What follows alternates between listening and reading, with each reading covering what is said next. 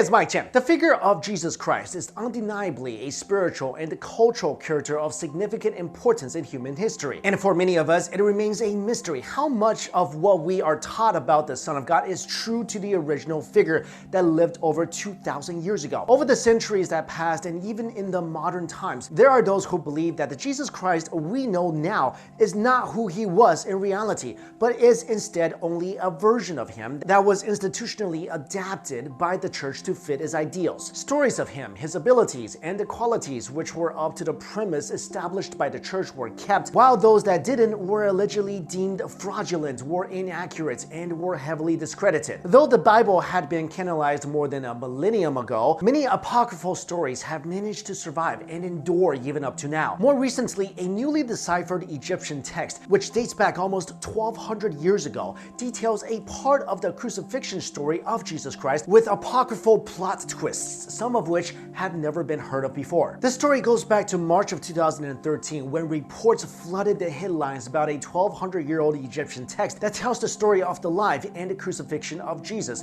while also supposedly providing conflicting data that could potentially change the story about Jesus Christ. The text is written in the Coptic language and is one of 55 Coptic manuscripts that were found in 1910 by villagers digging for fertilizer at the site of the destroyed monastery of Archangel Michael of the desert near Al-Hamuli in Egypt. Apparently, the monks in the 10th century had buried the monastery's manuscripts in a stone vault for safekeeping. The monastery ceased its operations around the early 10th century, and the text wasn't rediscovered until around the spring of 1910. Then American financier J.P. Morgan purchased it along with other texts in December of 1911. His collections in the particular text about the crucifixion story of Jesus are currently housed and protected in the Morgan Library and the Museum in New York City. A second copy of the ancient text is also available at the Museum of the University of Pennsylvania, but is mostly illegible. The ancient Egyptian text was written in the name of Saint Cyril of Jerusalem, a distinguished theologian who lived during the 4th century. A translation of the text was carried out by Rolla Vindenbroek of Utrecht University in the Netherlands, and he published the contents of the text in the book Pseudo Cyril of Jerusalem on the life and the passion of Christ. Not only does it describe Pilate as a faithful disciple and not a traitor, it also recounts a dinner with Jesus prior to his crucifixion in which Pilate offered to sacrifice his own son to spare the life of the Messiah. The text also controversially described Jesus as possessing the magical ability to change shape, which if true would explain why Judas had to use a kiss to positively identify Jesus. The ancient text also puts the day of Jesus' arrest on Tuesday evening instead of Thursday evening, which contradicts the current Easter timeline observed by Christians. While apocryphal stories about Pilate are known to exist from ancient times, Vindenbroek claimed that he has never seen one before in which Pilate had offered to sacrifice his own son in the place of Jesus. According to this ancient Egyptian text, Pilate prepared a table and ate with Jesus prior to his crucifixion. Pilate later told Jesus that when the morning comes, he would give the people his only son so that they could kill him in Jesus' place. However, Jesus comforted him and revealed that he had the ability to escape his fate if he chose to. Then Pilate looked at Jesus and he saw that the Messiah turned incorporeal, which meant that he really had no physical body anymore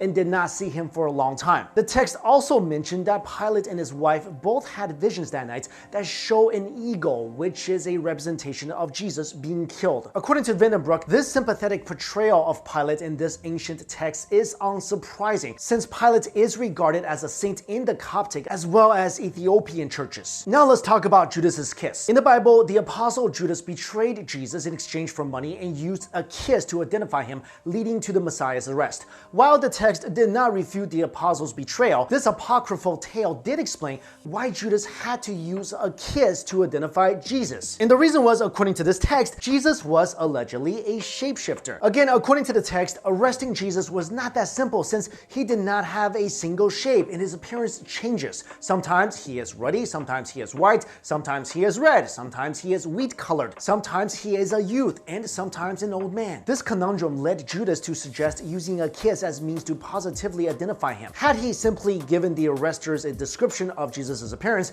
the Messiah could have easily changed shape. But by kissing Jesus, Judas revealed to the people exactly who he is. The controversial meaning behind the kiss of Judas goes way back. This shape-shifting explanation of Judas's kiss is first found in the work of ancient writer Origen, a theologian who lived between 185 and 245 AD. AD. In his work Contra Celsum, Origen stated that to those who saw Jesus, he did not appear alike to all. The ancient Egyptian text also mentions that the date of Jesus' Last Supper with the apostles and subsequent arrest took place on a Tuesday. In fact, in this old text, Jesus' actual Last Supper was not with his disciples at all, but with Pilate. This information is a significant deviation from what is written in the Bible. To present-day Christians, the Last Supper and the arrest of Jesus happened on a Thursday evening, and they observe the event every year as Maundy Thursday as part of the service of Holy Week.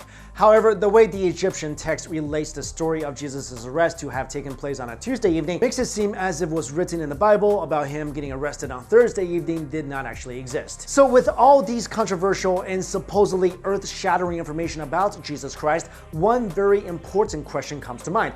Is this 1200-year-old ancient Egyptian text based on real life? To Vanderbroek, the answer is not exactly. For him, the discovery of the text doesn't mean that the events detailed in it have actually happened, but that some people who lived at the time of the tale's existence appear to have believed in them. In fact, according to Vanderbroek, the ancient text, while written in the name of Saint Cyril of Jerusalem, may not have actually been written by him at all. In the beginning of the text, the writer claims that a book has been found in Jerusalem which contained the writings of the apostle on the life and crucifixion of Jesus. However, it is very unlikely that such a book was found in real life. Instead, Vanderbroek theorized that a claim like this would have been used by the writer in an attempt to enhance the credibility of the peculiar views and uncanonical facts detailed in the text by means of ascribing them to an apostolic source. Nevertheless, though the accuracy of the details written in this ancient text is debatable, the text itself is considered authentic.